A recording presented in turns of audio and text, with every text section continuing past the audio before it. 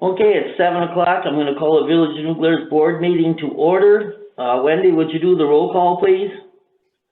Michael Bell, Present. Michael Ganchard, Here. Peggy Cruz, Present. Tammy Newberry, Here. Chuck Phillipson, Here.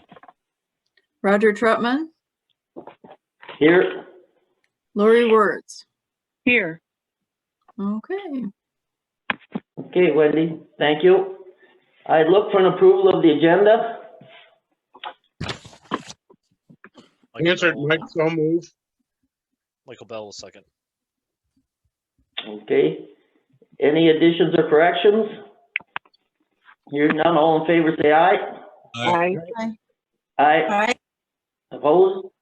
The motion carries. Item 3, public appearances and citizens' comments. No debate will occur with the board on items introduced by citizens. Items will not be acted upon at this meeting, but will be referred to the proper staff or committee if action is required. And please keep your comments to 3 minutes. And if you're here wanting to speak on an agenda item, please wait till that time, please. Is there anyone else that would like to speak? Okay, hearing none, we'll move on to approval of the consent agenda. Oh, my goodness, so sorry. I'll make a motion to approve the consent agenda. Lori Wertz, I'll second it. Okay. Any additions or corrections?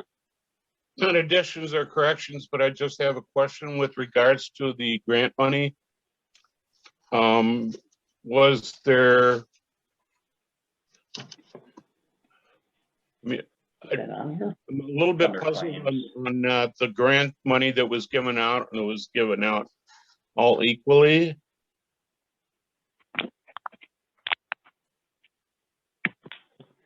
That's for the COVID assistance.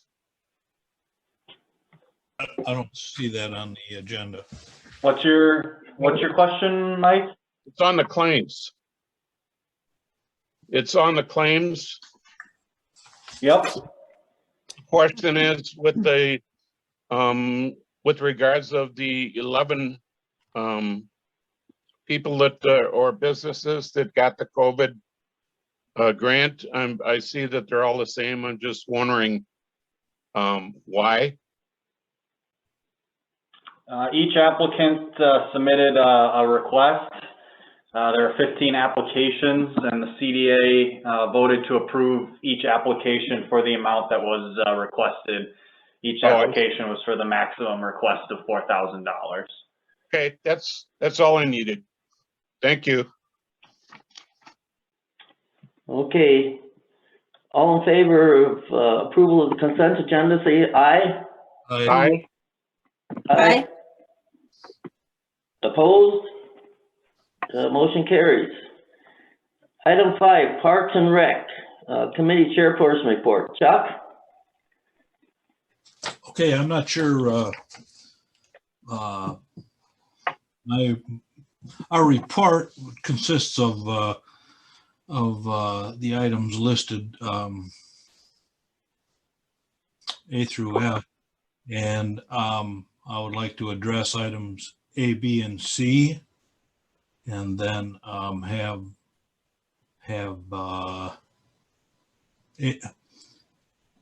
would like to address items B, C, and D. I'm sorry, and then have Drake give an explanation of items E and F for approval. If that's okay with you, if you would like to take these individually under your own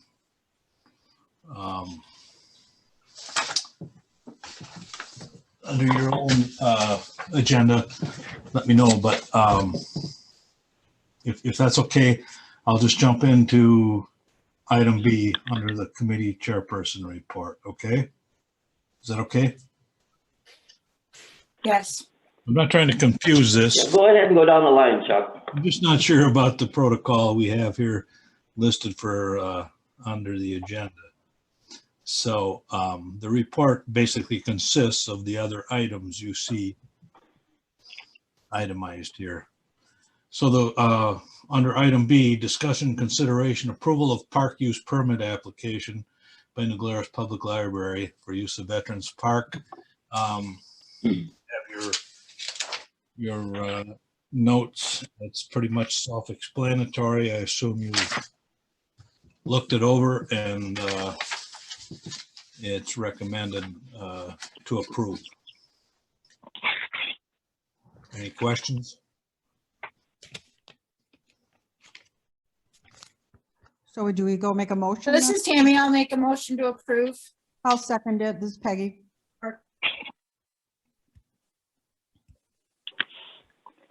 So, Roger, it's up to you to. Okay, I guess it is me. Okay, all in favor of item B, say aye. Aye. Aye. Aye. Opposed? Okay, motion carries.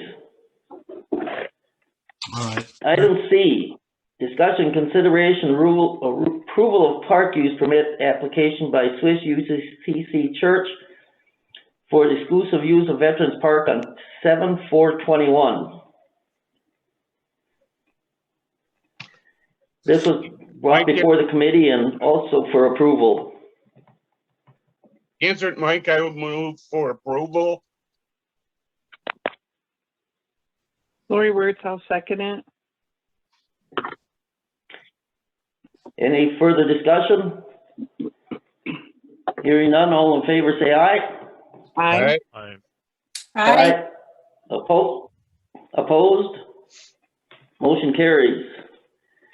Item D, consideration discussion, award of Glarner Park Improvement Project bid to Fisher Excavating and contract with Fairgraham for construction and administration of the project. Did you want to talk a little bit on this, Chuck? Okay, so yeah, so it's Chuck, the committee has recommended, as you can see, awarding a bid to Fisher Excavating and also contracting with Fairgraham, our project managers for this, for construction administration. We have finally reached a point where we have what we believe to be an affordable bid on the project. This has gone on for several years now with exorbitantly high bids. We rebid this thing just by way of review. We rebid this as a base project to get a fully functional softball, youth baseball field at Glarner Park with the base bid for what we need to have and alternate bids for bells and whistles. So I don't know. I'm assuming that everyone has the facts and figures. I don't know this. I'm assuming. Yes, we did in our packet. Okay, so we are recommending the low base bid of $266, $311.60 for the park renovation, and an additional $12,750 for administration oversight of the construction. We feel we need to do it. It's time to do it.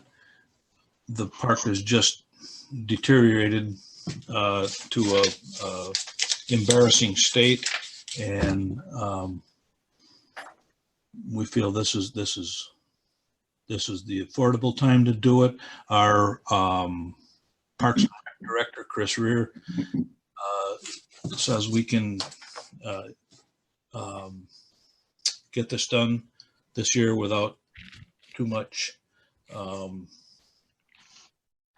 problem with our programs. We can play away games. The girls softball is going to be playing in Monticello, and everything just points to this is the time to do it if we're going to do it. So, as I Chuck, I said, have two questions. This is Peggy. I don't know why, but 250,000 sticks in my head. Was that the lowest cost that you were willing to work with? I don't know why that number, I see I recall you saying something a while back that 250 was your projected expense. Is that why do I think that number? Because you're close to it. I mean, I have no idea. I have no idea. For the past several years, we have earmarked $300,000 for the okay, maybe it's 3. in the past several years. The bids have come in way over that. Yeah, they were like 7 something. The other question I had was there anything in this bid that you had to delete but didn't want to? I mean, or is this pretty comprehensive? Is it what you want for what you need and the price is right? Do you feel comfortable? Everybody feels comfortable with that? Yeah, I think the consensus was if we're going to do this, we have everything we need to get this done, to have a fully functional field, and the rest is add-ons that we can do in the future without sacrificing any quality of what we'll have on this bid. Chuck, does this bring us into the WIAA so that the girls softball team is in compliance and everything? That's what we were shooting for with this also, right? No, I don't know if we were shooting for that, but no, it doesn't, as far as I know. Chris can speak to that if you want, but we're still. I think the field itself, yes, it does. I think the one thing we wouldn't have is parking. But Chris, I'm going to ask Chris to speak to this. Yeah, I can add to that. The field will be WIAA compliant.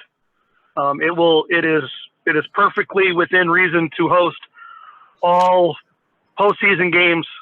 The only thing it probably wouldn't be able to host is if we wanted to host a regional, which is pretty few and far between the schools that actually get to do that.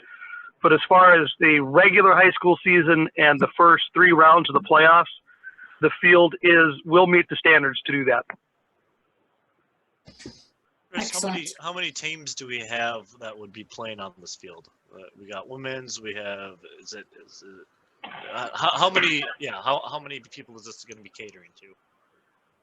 Well, in a normal season before the high school softball team co-opt, it would have been the high school softball team in town, and then all of our park and rec teams. Historically, I've tried to just keep softball downtown and have moved baseball out to vets, just to make it runs a little easier. But that field has always been available for all our teams. So we run about 7 to 8 softball teams and 7 to 8 baseball teams. So if we were putting everybody on there, we're talking, 15, 16, 17 teams in a normal summer that would work their way into that field, whether for games or practice.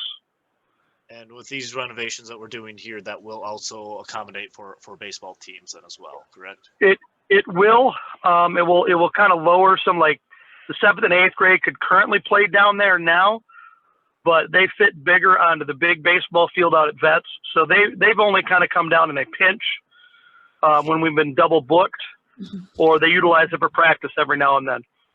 This field is a little bit smaller than what's currently there, so it would make it more difficult to play a 7th and 8th grade game there. But we very rarely have run into situations where they've had to come down. Okay, so even with these renovations, we would probably not be looking at more people coming down here. It's still going to be the same model, like the softball players would be down here. Yep. And that's pretty much it. Okay. Yep. It's basically a 1-to-1 equivalent.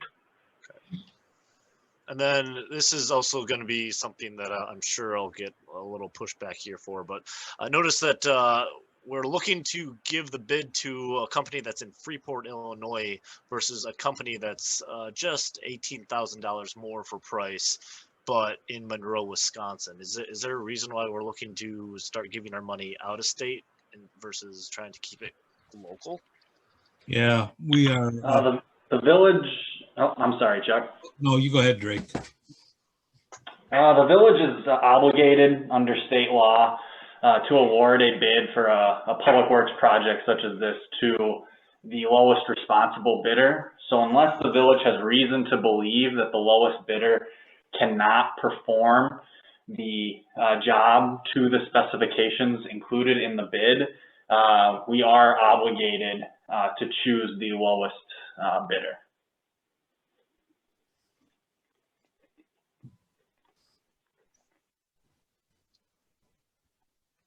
Is there a statute here for that?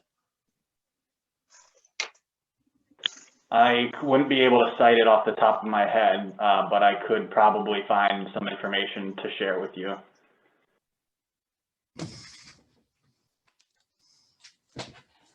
Gensert, Mike here.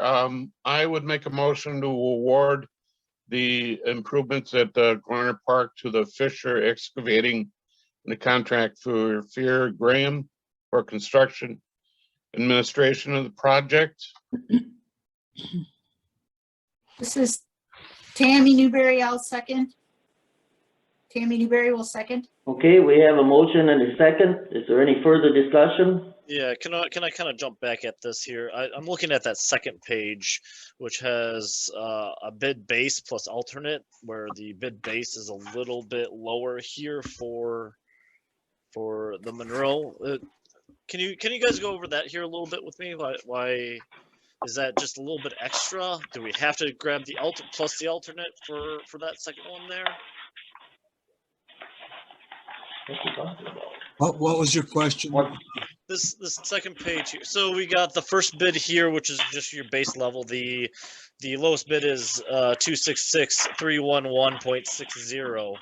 That second page, same contractors, Freeport, Illinois, is stating that they would have, for the base bid plus the alternative, would be starting at the $342,637.80 versus if you look at the Monroe for that same concept of a bid, which I assume is the base part, is at $325,919 even. You're looking at the alternate base bids, alternate bids. Right. But we're not we're discussing the base bids. Right. I understand that we're discussing the base bids. It's, we got the base bids right up above, and then we have the base bids plus the alternatives, which is on that second page here. Am I understanding that correctly? I don't know where. Hey, Chuck, do you mind if I touch on that?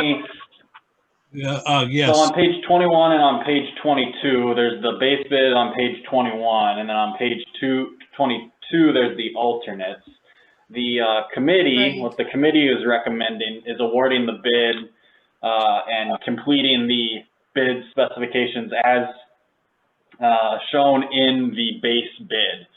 The alternates were things that the committee had thought would be nice to include, but bid them as alternates because they still wanted to see what the price of the basic must-haves, things that the ball field needed. The alternates are for some higher, some more nicer to have items. And so those would be, any of the alternates selected would be on top of the base bid minus anything that it would be replacing in the base bid. So depending on the item, the price some money would be removed from the bid and then the alternate would be added in depending on the item. So I guess what I'm trying to get at is that with the alternative bid that we have, alternative number 1, page 22, page 22, and we're looking at those bids there. That top one where it's saying as read, 557,000 for H&H Civil Construct. R&T is 325,000 and Fisher is 342,000. Is that what their base bid is at No, for the No. alternative? no, So that's going to be the base and the alternative at the bare minimum.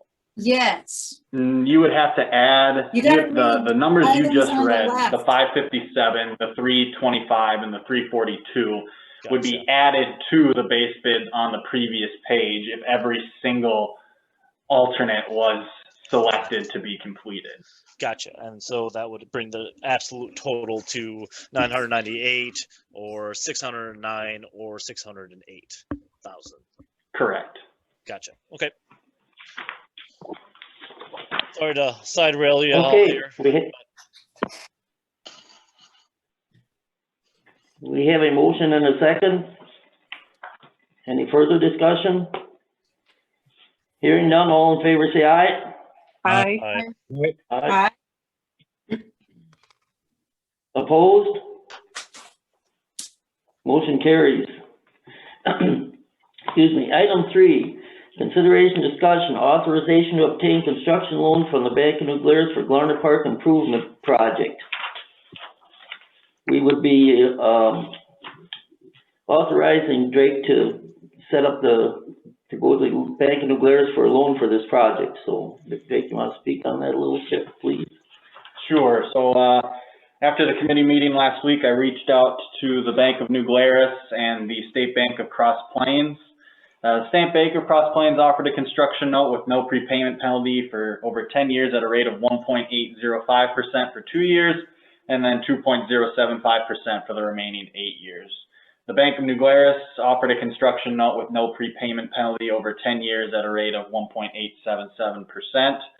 Administration is recommending obtaining the construction loan from the Bank of New Glarus.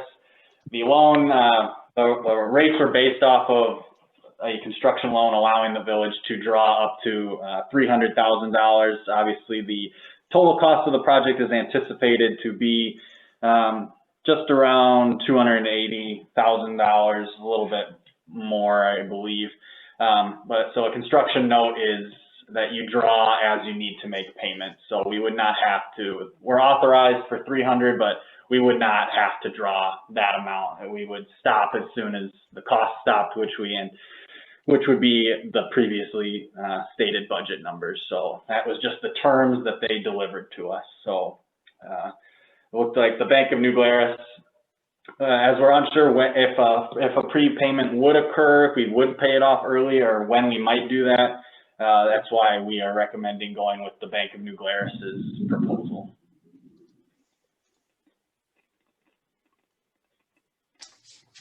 Oh, this is Chuck. I'm going to move that we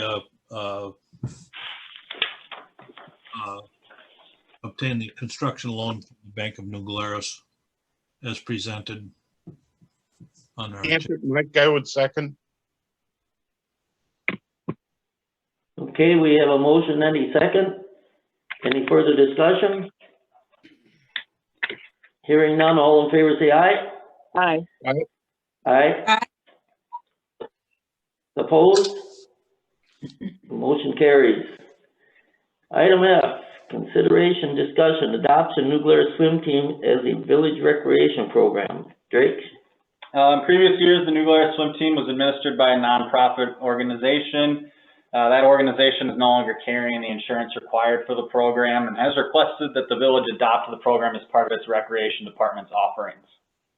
The village would add the program to its registration system and collect the full fee, as opposed to currently $10 has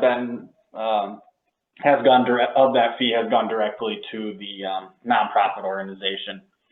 The coaches for this program had already been paid by the village, and so adoption of this program should not result in any increase of cost.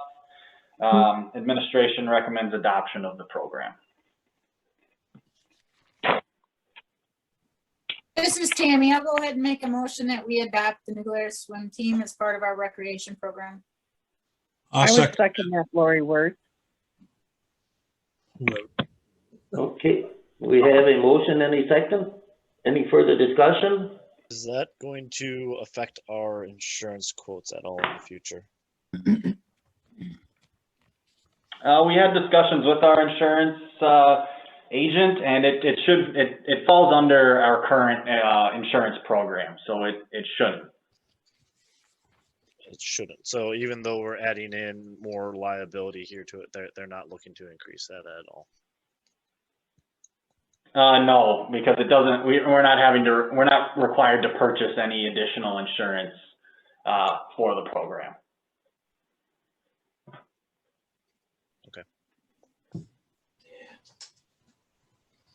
Okay. All in favor, say aye. Aye. Aye. Aye. Aye. Opposed? The motion carries. Item 6, Public Works and Public Safety Committee Chairperson Report. Peggy? Yeah, this is Peggy. The discussion points 6A through D are also the consideration points that were discussed at our last meeting. I would like to recognize the, I'm trying to think here, the New Glarus Police Department. One of the interesting side notes that they had was that they received a phone call from someone who was going to call every police department in the county in every state of the United States to thank them for their service, and New Glarus was one of them. So I thought that was kind of an interesting call that they had received. Other than that, as far as police department, everything seemed to be rolling along as usual. For discussions B, C, and D, we discussed the Glarnerstube and the extension of outdoor licensure in order for seating to occur within their driveway area and then out into the road. Out into the parking stall. There was some discussion as to safety issues, et cetera. So this would have to be reviewed again if their licensure was going to be updated after a year. So we'll be voting on that. We'll also be considering the squad car bid, of which New Glarus Motors had the lowest. And the police department is transitioning to SUVs, of which this purchase would be the first one. And then we talked a little bit with Jeff and Bert about Ordinance 2101, about issues related to illegal use of state emergency service number. They had not had any leverage before, but now they would be able to, with passage of this ordinance, they would be able to fine someone who was using 911 illegally.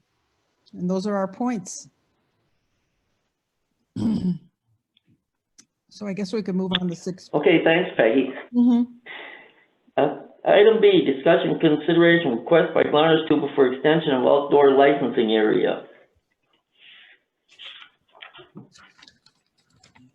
As Peggy had indicated, this would allow for 2 additional tables in the parking stall out front. It covers the license period through June 30th, 2021. And then the additional area would be requested for the renewal license year 7/1/21 through 6/30/22 when that came due.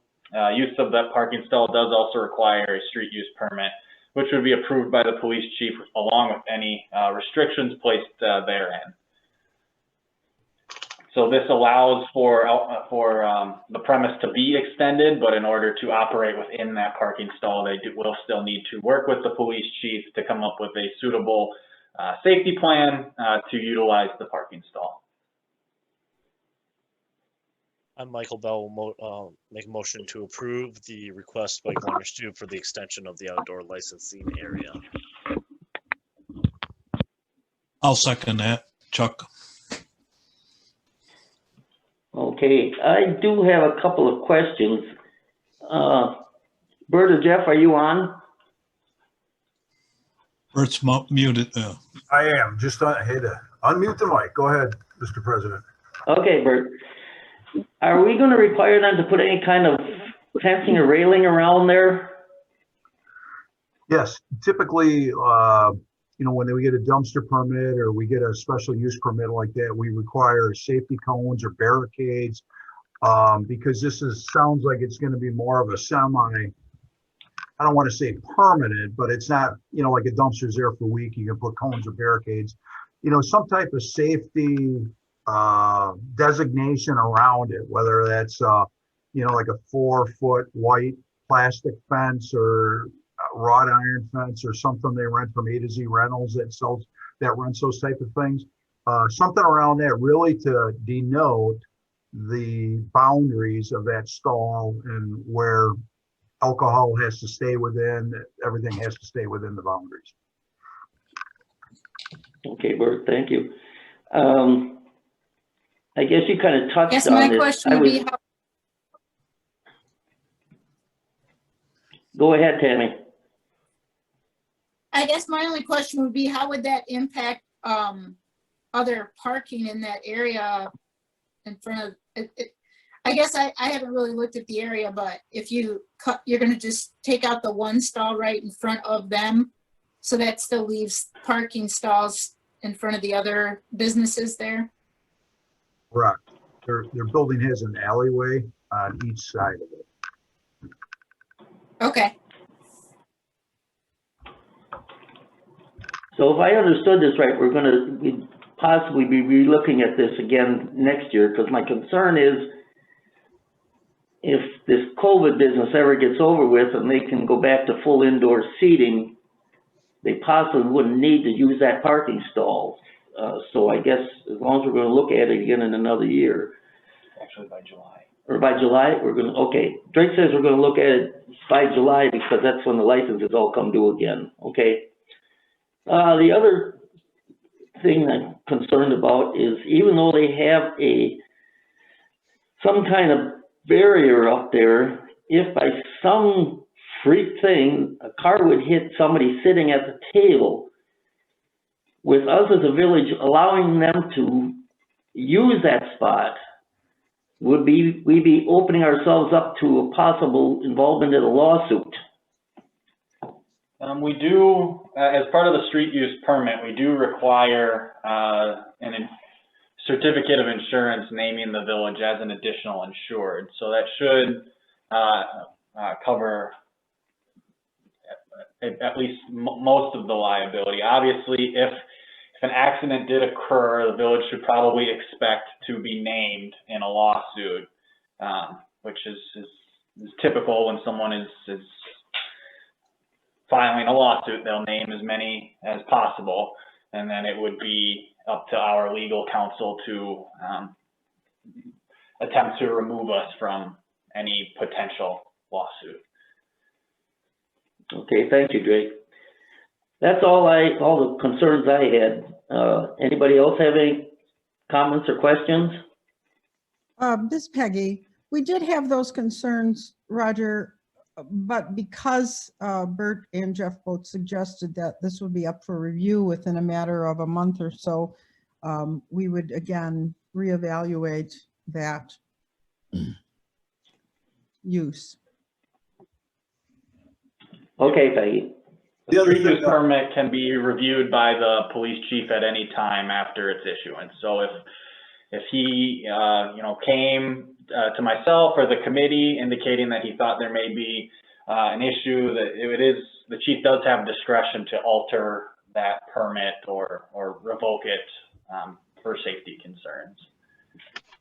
The only other thing I wanted to add in there really quick was it's all also contingent or what's going on downtown. So if it's Oktoberfest weekend and they're setting up a tent down there in that block, that doesn't give them exclusive use of that stall, that during that time frame they would not be able to do that or reserve that little bit of an area during those special type events. So it's really kind of on a limited basis in the public safety, public works. We did talk about reviewing it periodically to see how it's going. So it's just not a carte blanche to go set your tables up all summer long or until the snow flies again.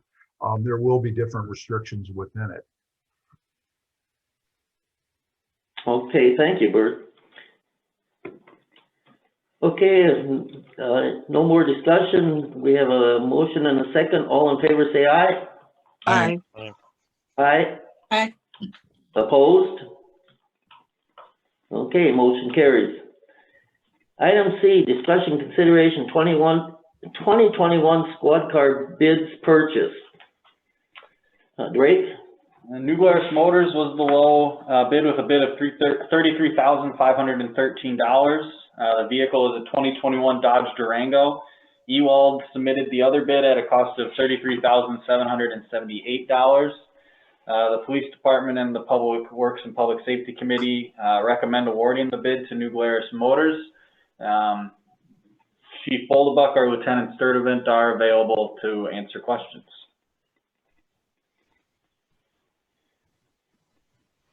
I guess I'll ask a question. I'm sure that this is going to be a yes, but this Durango is going to have it's going to have the police package on it as far as suspension and all that? Yes, Roger, it'll have the complete police package. It's a police interceptor. Okay, okay. Or they actually, Dodge calls it more of a police pursuit package. Okay. So this is Okay. Tammy. I'll go ahead and make a motion that we accept the bid from New Glarus Motors. To answer it, Mike, I would second that. Okay, we have a motion and a second. Any further discussion? Hearing none, all in favor say aye. Aye. Oops. Mr. Aye. President, can I just clarify one thing first? Sure, Bert. Or just really add out there, just because the package is labeled a police pursuit or interceptor, what I really want to cover is what is included with that is it has wider tires, stiffer suspension, heavier duty cooling systems, heavy duty electrical systems. It doesn't turn it into a race car or anything like that. It's really built for heavy duty use and continual use because of the idle time that those vehicles have. That's why in the past you always saw so many of them being converted over to taxi cabs, was because of all the heavy duty suspension and equipment that they have in them. But I just wanted to clarify that it's not a race car, it's actually just a heavier duty built vehicle. That's it. Thanks. Okay, Bert, thank you. Opposed? Hearing none, motion carries. Item D, consideration discussion ordinance 21-02, amending chapter 224 to address issues related to illegal use of the state emergency services number. Drake? This ordinance amendment allows for the police department to issue a municipal citation for abuse of the emergency services number. The Public Works and Public Safety Committee does recommend approval. For any greater detail, I will turn it over to Chief Boldebuck or Lieutenant Sturdivant.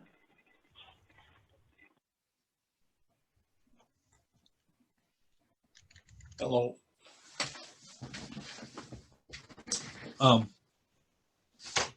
So I guess my question is, this is Chuck. What exactly is this?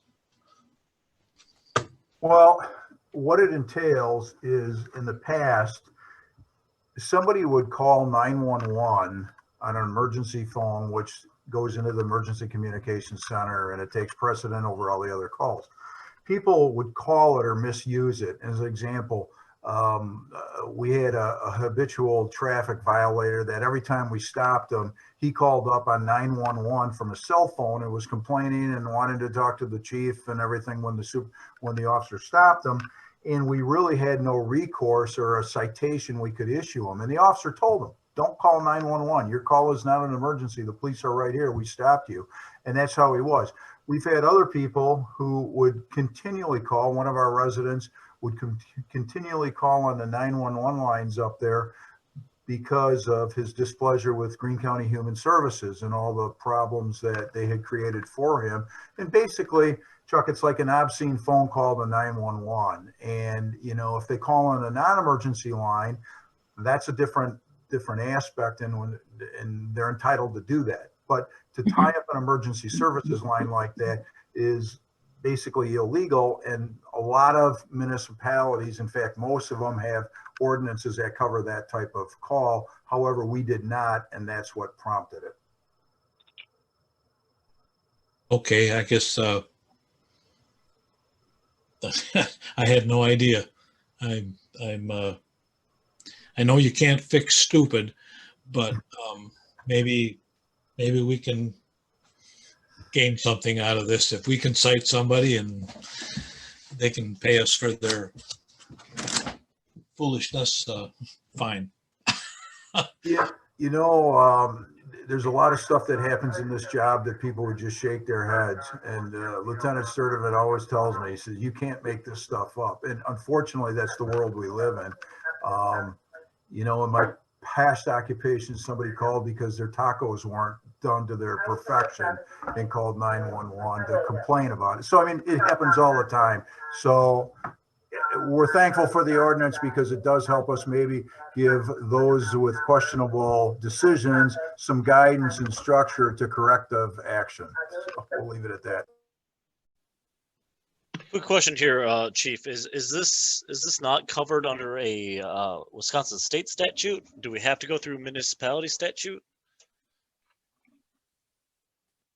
No, we have to go through a municipal ordinance because there really is not a state statute which would make it a quote criminal offense, which means we would have to fill out all sorts of paperwork, and it's going to go up to the Greene County District Attorney's Office, and they have to draft charges and they have to order the people into court, versus a municipal ordinance citation is just like a traffic ticket, letting your dog run at large type of things. They're really designed to be handled on a more local level than tying up all the resources of the court. Okay. Gansert Mike here. This is Tammy. I'd like to go ahead and make a motion to accept the ordinance for the 2102 amending chapter 2024. Gansert Mike, second. Okay, we have a motion and a second. Any further discussion? Well, one more. Sorry, guys.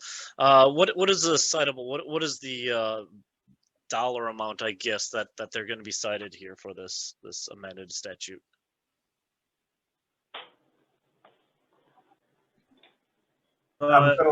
This is Jeff. Mike, it would be. I just gotta look up from my public safety one. 263.50. 263.50.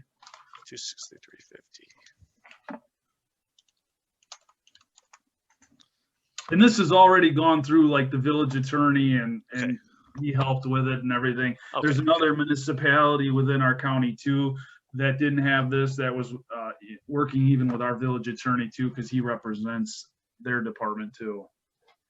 Okay. Sounds good. Thank you for the information, Jeff. Yep.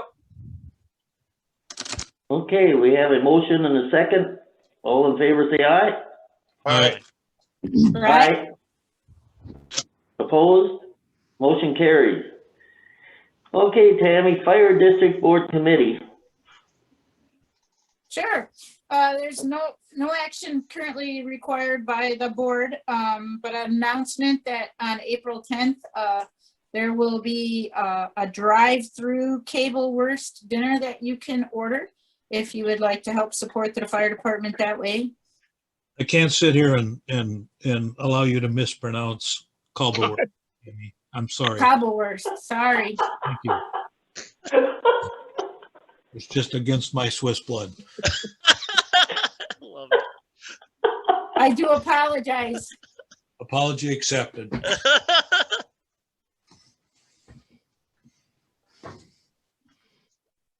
Tammy, would you like to continue, please?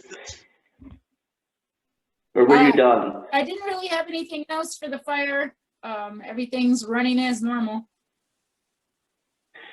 Okay, well, Tammy, I want to personally thank you for all the good work you did with getting the agreement put together between you and Drake and the fire district and our attorney. So hopefully we'll get that back soon and we'll all get it signed and we'll have a new agreement for 20 years. So I want to thank you again, Tammy. It was Correct, they should, wonderful work you did. yeah, they should be contacting you. Oh, they should be contacting you soon about that. I think there was only one or two other municipality boards that should have been meeting at the end of last week. So I'm hoping that they'll be contacting you soon for your signature. So it's good to have that done. Yes, it is. So, okay, moving on. Tammy, again, library board committee, please. Sure. We did not meet earlier this month due to lack of topics. And so we will be meeting tomorrow. So I will be able to give you an update next board meeting. Okay. There was no further action on that either.